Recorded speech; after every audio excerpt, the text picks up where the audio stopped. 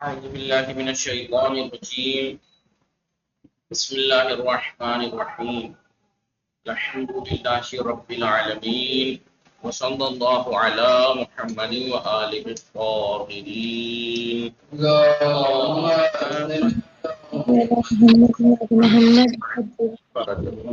السلام عليكم ورحمة الله وبركاته.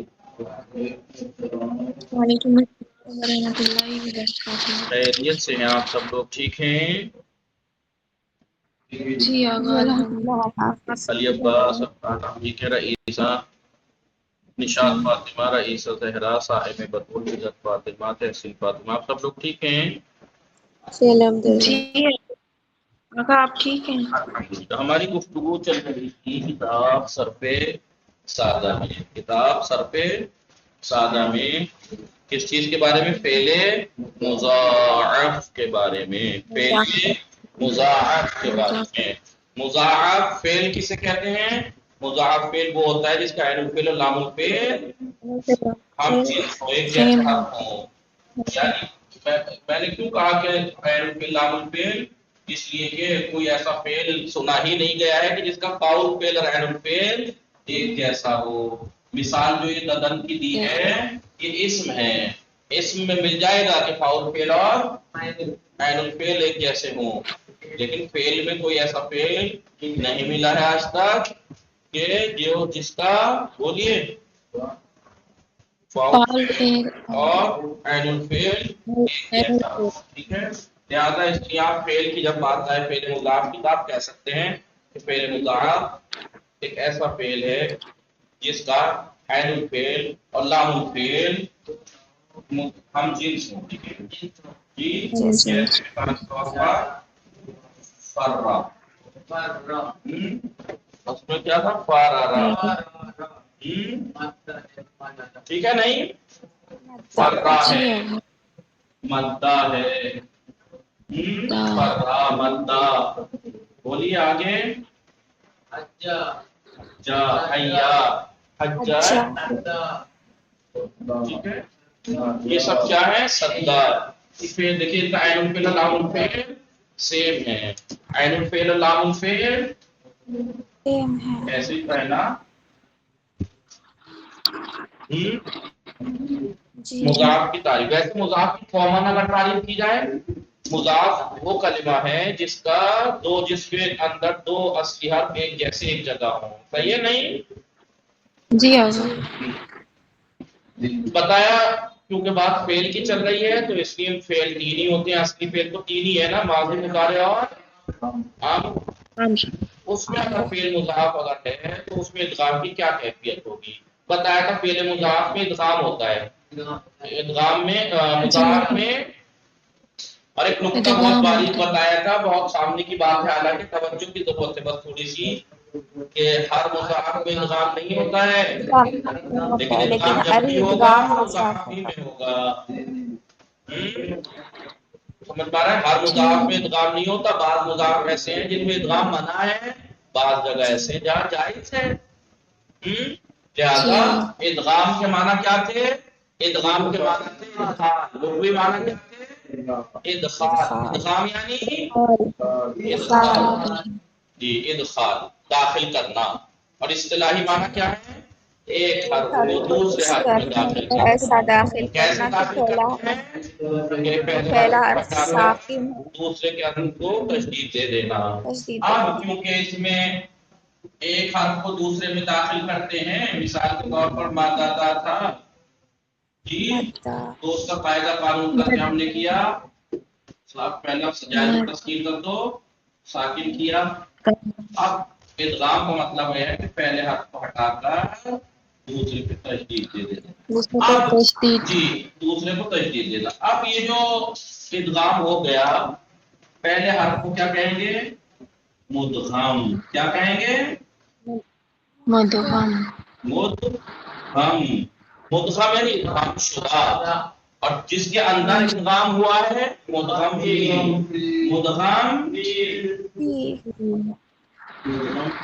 پی کے معنی بھی میں آپ کو جانتی ہیں، فی ہے کتابوں ہے، اس کے اندر کتاب ہے، تو فی ہے اس کے اندر، مدغام یعنی ادغام کیا ہوا، مدغم فی جس کے اندر ادغام کیا گیا ہو، مدغم یعنی داخل کیا ہوا، مدغم فی جس کے اندر داخل کیا گیا ہو. تو ان میں یہ مدغم ہے جسے داخل کیا گیا ہے اس میں، اور یہ مدغم فی ہے. صحیح ہے. اور اس عمل کو کیا کہیں گے؟ ادغام. اس ایک حرف کو دوسرے حرف میں داخل کرنے کے عمل کو کیا کہیں گے؟ ادغام. ٹھیک ہے نا؟ سمجھ میں آ رہا ہے نہیں؟ جی.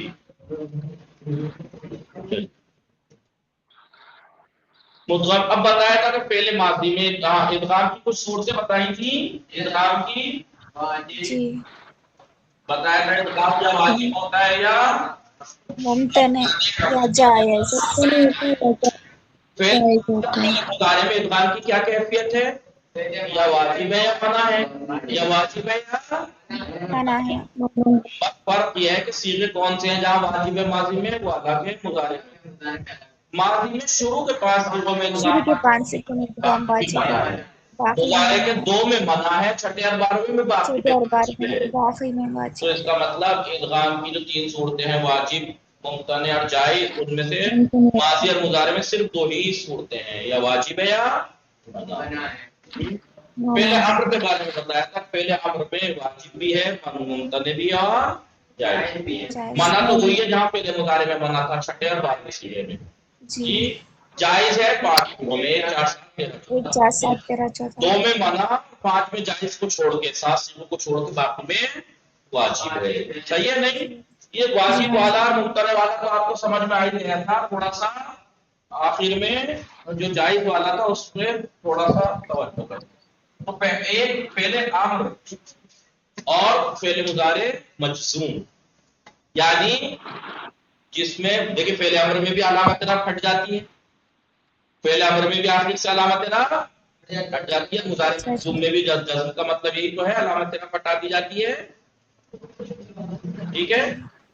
تو جی 5 صیغوں میں، 5 صیغوں میں 5 صیغوں میں ادغام جائز ہے. فعل امر اور مضارع مجزوم. مثال کے طور پر امر میں تھا یم، بھائی یمدودو. یم کے وزن پہ تو تھا مددا، یمدودو اصل میں یہی تو تھا. وہ الگ بات ہے ماضی میں پھر وہ مدہ ہو جاتا ہے، مضارع میں یمدو ہو جاتا ہے. ٹھیک ہے نہیں؟ بولیے. جی جی. یا مثال کے طور پر فرارا، قرارا. اصل میں پھر بعد میں فتحہ ہو جاتا ہے. یا پوری اصل میں یہی تو تھا، یا پوری یا پہلو کے وزن پہ. اب جی. یہ اب اس کو امر بنائیے آپ. پہلا سیکھا ہے نا، یم پہلا امر لی یا یم آخر سے علامت لیمدد. رفع ہٹ جاتی ہے نا، لی یمدود، لیمدد. لی یمدود. یمدد. اور یہ ہو جائے گا لے یافر. یہی یفرغ. تو ہوا نا، سمپل سا تو یہی تھا نا نشاط فاطمہ صائمہ. سمپل سا جیسے ینصروں میں لے ینصر، یظلم میں لے جی یظلم تھا. سمپل تو یہی ہوا نا. سمپل تو جی. یہ ایسے ہی ہونا چاہیے. لیکن یہ کہہ رہے ہیں کیونکہ یہ فعل مضاعف بھی ہے، مضاعف بھی ہے. جی. اور میں نے لکھوایا تھا اس کا کہ ادغام کہاں ہوتا ہے، یا تو 2 ہمجنس حرف میں یا 2 متقارب حرف میں. میں نے لکھوایا، یہ بات لکھوائی نہیں تھی لیکن کل بتائی تھی کہ ادغام منع کہاں پہ ہے، کیوں ہے. فعل میں، فعل میں ماضی کے چھٹے کے بعد سے لے کے چھٹے سے لے کے آخر تک منع ہے. وجہ کیا بتائی تھی؟ اس کی جب کبھی دوسرا والا حرف 2 ہمجنس حروف میں سے 2 ایک جیسے حرف میں سے دوسرا والا حرف ساکن ہو ضمیر متحرک کے ملنے کی وجہ سے. اور وہ کہاں کہاں ہوتا ہے؟ چھٹے سے لے کے آخر تک ماضی میں، اور مضارع کے چھٹے اور 12ویں صیغے میں ہوتا ہے.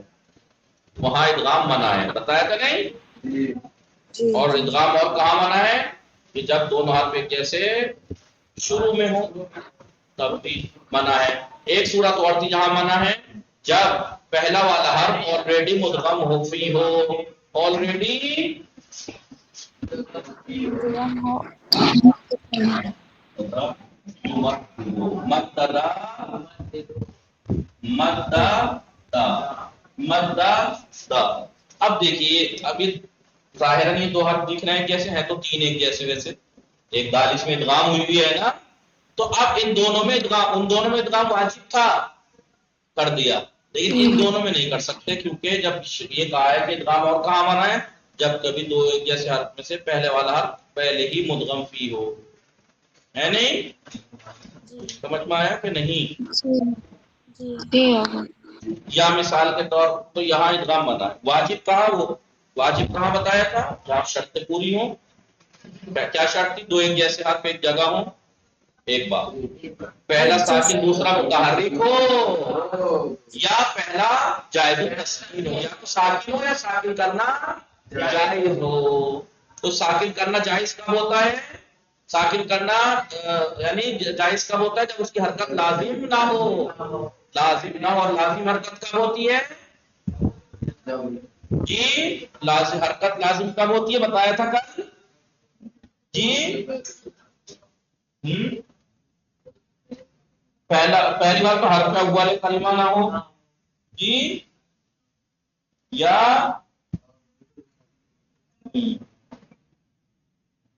خود مدغم، یہی کہا تھا جائز التسکین کب ہے؟ جب وہ خود مدغم فی نہ ہو پہلا والا، تو سکون دینا جائز ہے۔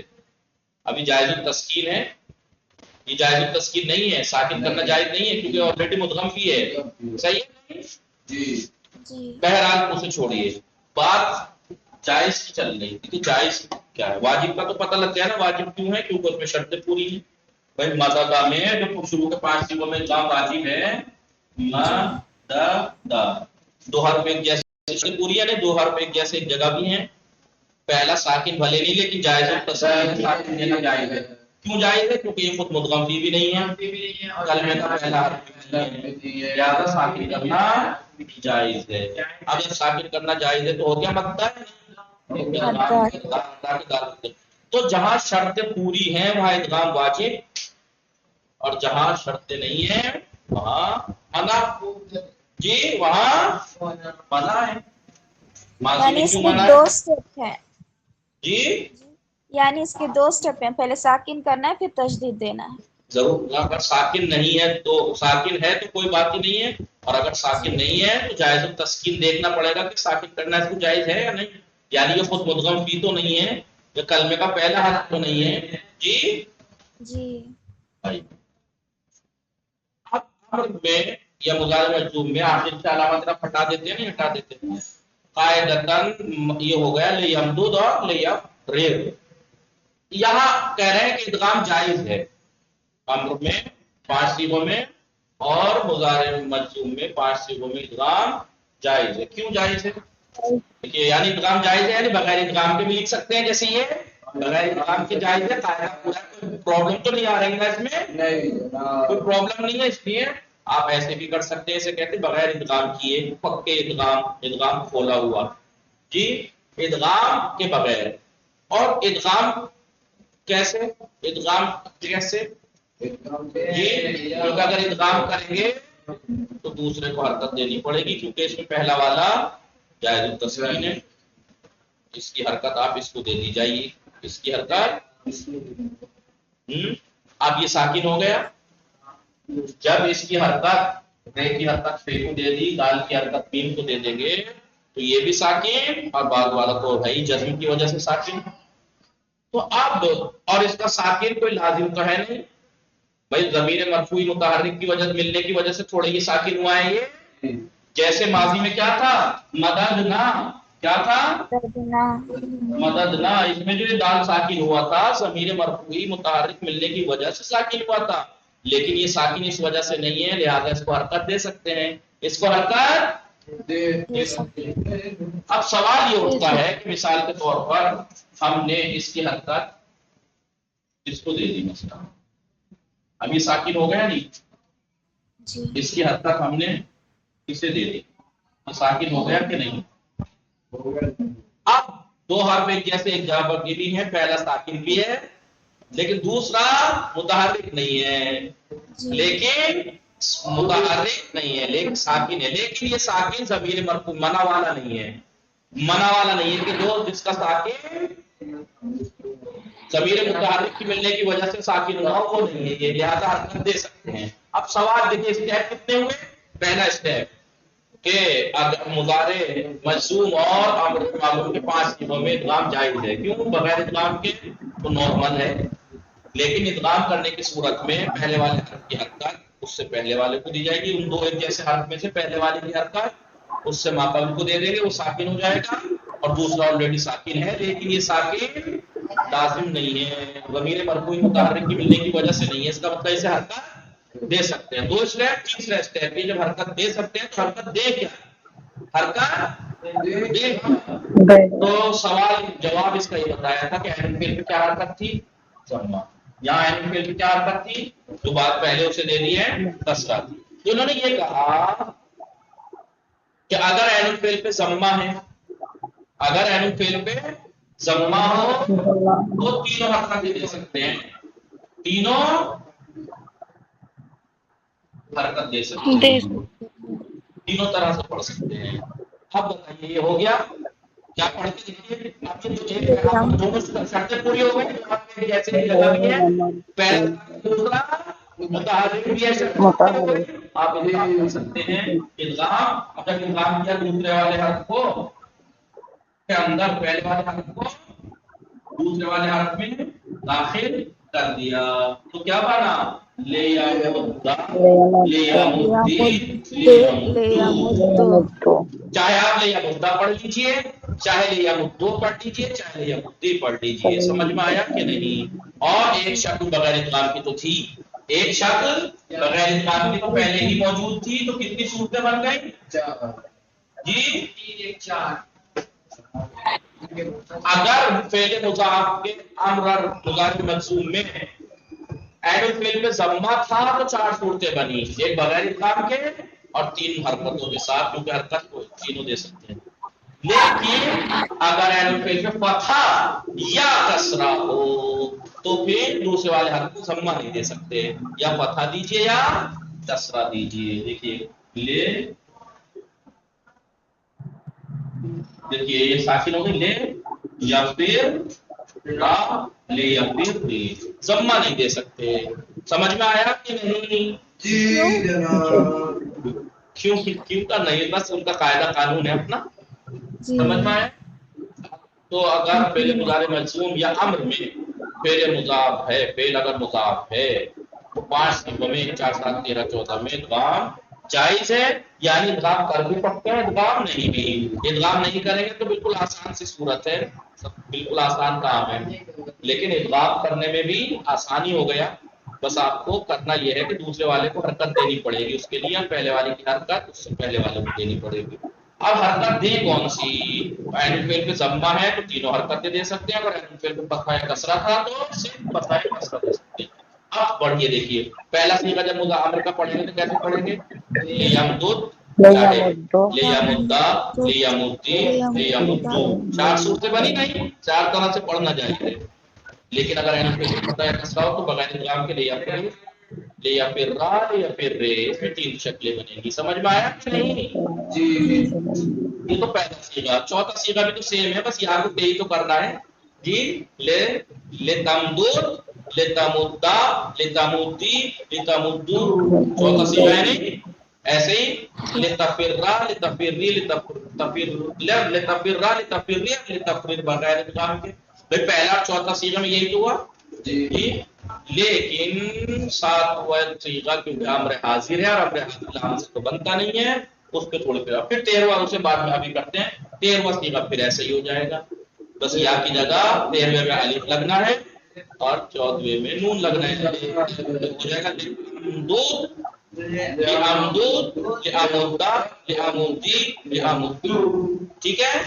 لے افر لے افریر لے افرا لے افریر.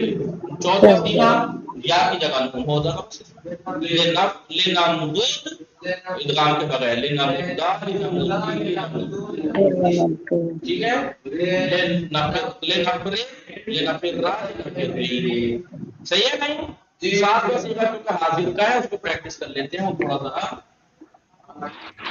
آئیے 7واں صیغہ مضارع کا ویسے سمپل جب مضارع تھا ہم کو بنانے سے پہلے یا جب دینے سے پہلے تو کیا تھا 7واں صیغہ؟ یہی تھا نا تم تو सातवां सीगा तमदूदो था ना, तफउलू जी बोलिए तमदूदु तफरीदु। आइए इसे अम्र हाजिर बनाने का जो कायदा कानून है वो करके देखते हैं। क्या कानून था? पहले अलामत मुजारे ते को गिराएंगे, अगर उसके बाद वाला हर्फ साकिन है तो फिर एक हमजा अलिफ लाएंगे, लाम हमजा हमजा वस्ल।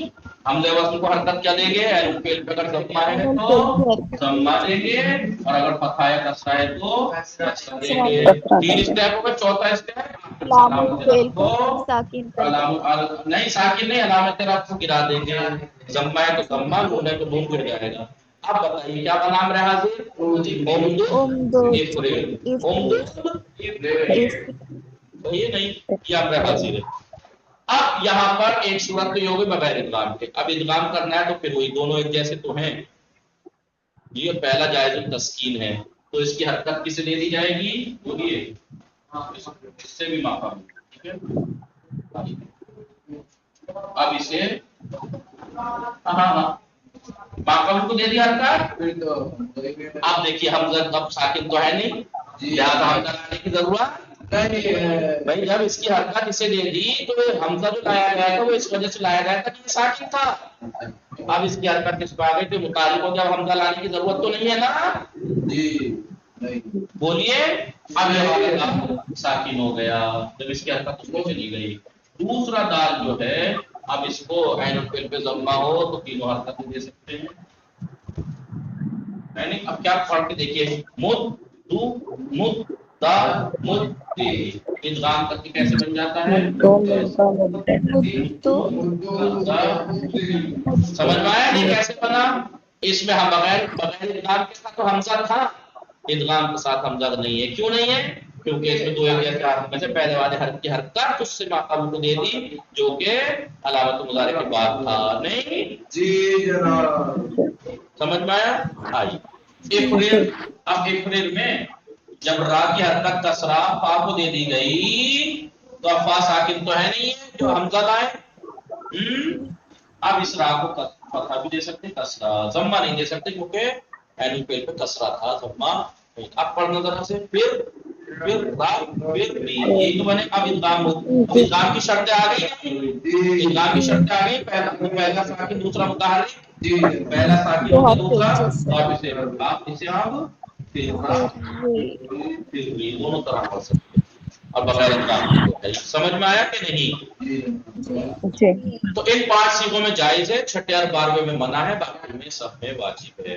आप यहाँ पे पढ़िएगा उमदूद मुद्दा मुद्दी मुद्दू या तो फिर, लेकिन दूसरा इसके बाद 8वां सीगा मुद्दा मुद्दू मुद्दी मुद्दा उमदुदना है नहीं, वहां इदगाम वाजिब है और छठे में मना है, 12वें में। सही है नहीं? अभी मैं इसकी गर्दान लिख के दिखाता हूँ जल्दी से, मिटा दूं इसे जी। पहला सीगा मैं बगैर इदगाम के लिख देता हूँ पहला, ठीक है।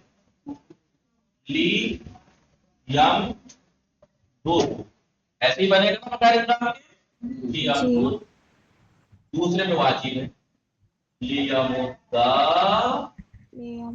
ये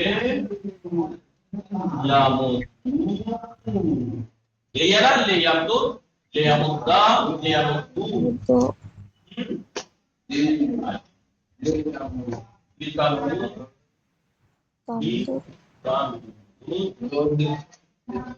फिर वाजिब है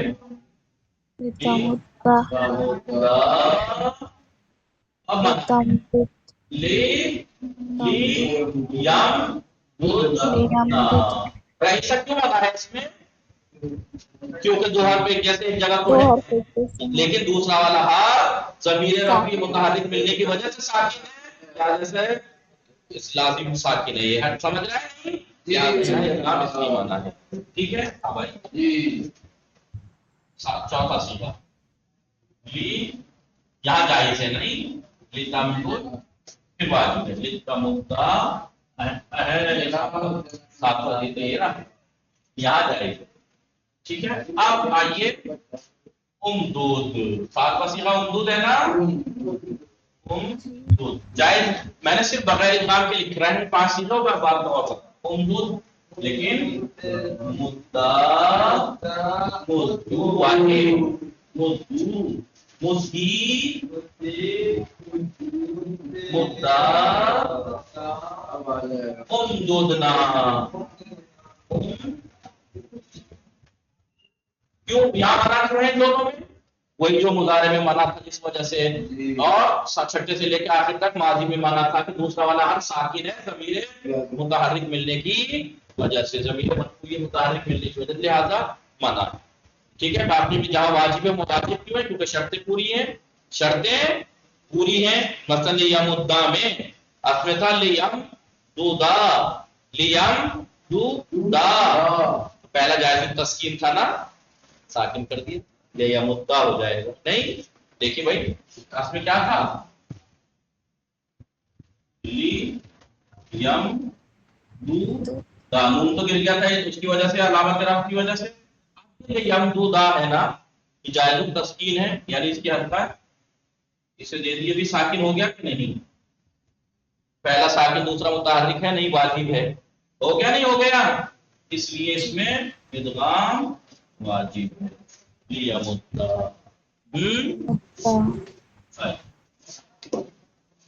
ٹھیک ہے. امدود مدہ مدہ مدو مدی مدہ مدہ. اب 7 سیکھا 9 13 سیکھا.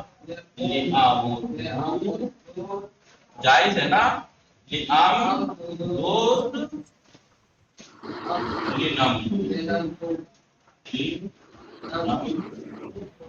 ہے نہیں. اب دیکھیے جن کے نیچے میں ریٹ کھینچ رہا ہوں وہاں ادغام منع ہے. اب منع اس لیے کیونکہ دو ایک جیسے حرف میں دوسرا والا حرف ضمیر مرفوع متحرک ملنے کی وجہ سے ساکن ہے, اور جن کے نیچے میں بلیک لائن کھینچ رہا ہوں اس میں جائز ہے. یہ بغیر ادغام کے ہیں. ہم تو 1 4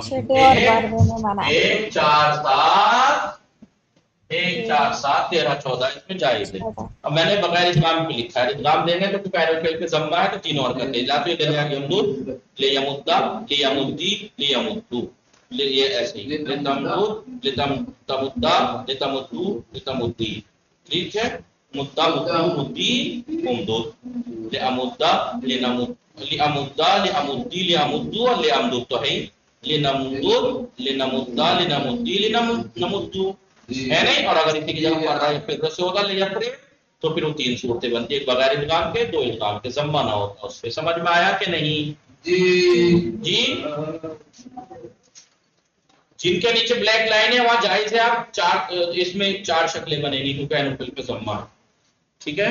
اور جائز کیوں ہے میں نے بتا دیا آپ کو, کیا کہ دوسرا والا حرف ایک جیسے ایک جگہ تو ہیں, دوسرا ساکن ہے لیکن وہ ساکن کسی ضمیر کی وجہ سے ساکن نہیں ہے جو اسے حرکت نہ دے سکے, اور پہلا جائز التسکین بھی ہے پہلا, تو لہذا اس کی حرکت ماقبل کو دے دیتے ہیں. اب دونوں ساکن ہو گئے تو دوسرے والے کو حرکت دینا جائز ہے. آپ ضمہ اور عین فعل پہ ضمہ ہے تو تینوں حرکتیں دے سکتے ہیں, اور عین فعل پہ فتح یا کسرہ ہے تو صرف فتح یا کسرہ دے سکتے ہیں دوسرے حرف کو. ٹھیک ہے نہیں جی.